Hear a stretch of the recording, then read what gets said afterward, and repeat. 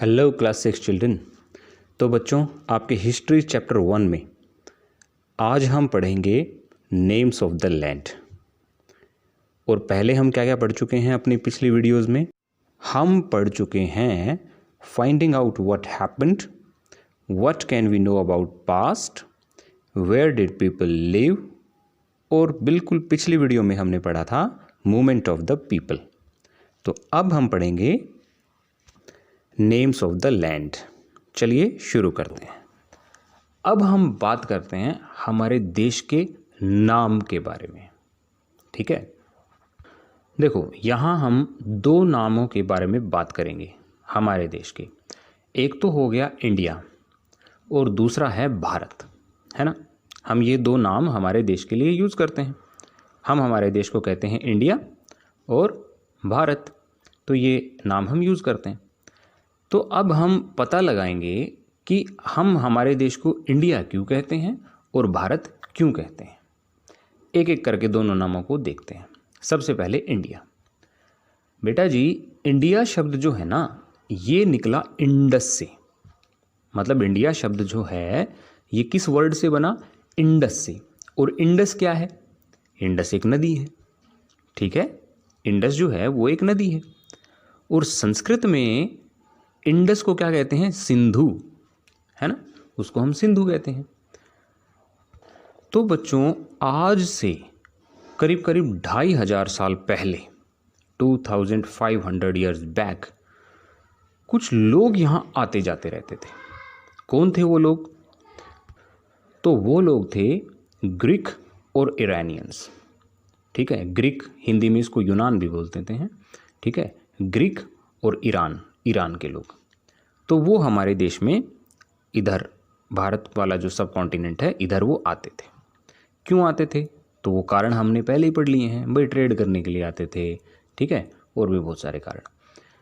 तो वो लोग इधर आते रहते थे। तो सिंधु नदी को वो लोग क्या कहते थे? इंडस। ठीक है, सिंधु नदी को वो लोग कहते थे इंडस। और वो सारा का सारा एरिया, वो सारा का सारा जो है क्षेत्र, जो सिंधु नदी के पूर्व में था, उसको उन्होंने क्या नाम दिया? इंडिया। वो लोग सिंधु नदी के पूर्व यानी कि सिंधु नदी के ईस्ट वाले सारे एरिया को दो नामों से बुलाते थे, हिंदोस अथवा इंदोस। हिंदोस कहते या इंदोस कहते। तो ईरान और ग्रीक के लोग सिंधु नदी के पूर्व में रहने वाले, जो पूर्व सिंधु नदी के पूर्व में जितना भी सारा एरिया था, उसको वो हिंदोस या इंदोस कहते। ठीक है, अब ये इंडिया नाम कैसे पड़ा? देखो, वक्त के साथ शब्दों में थोड़ा बहुत फेरबदल होता रहता है। यहाँ भी हुआ। तो हिंदोस, इंदोस और बाद में इंडिया नाम पड़ गया उस सारे एरिया का जो सिंधु नदी के यानी कि इंडस रिवर के ईस्ट में था, सिंधु नदी के पूर्व में था। तो ये नाम आज से 2500 साल पहले पड़ा। ठीक है, किसने ये नाम दिया?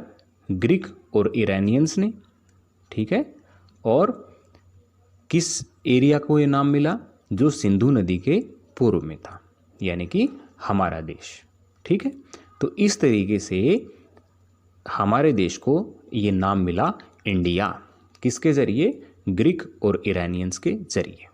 ठीक है, अब हम बात करते हैं हमारे देश को हम भारत क्यों कहते हैं। हमारे देश को ये नाम भारत कैसे मिला?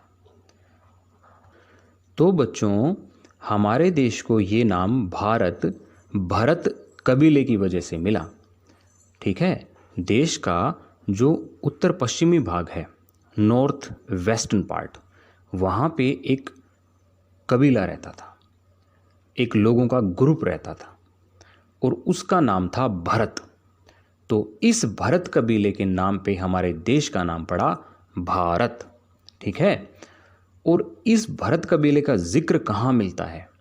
एक बहुत बहुत पुराना वेद है, ठीक है, जिसका नाम है ऋग्वेद। आज से कितना पुराना? 3500 साल पुराना। तो ऋग्वेद में इस भरत कबीले का जिक्र किया गया है।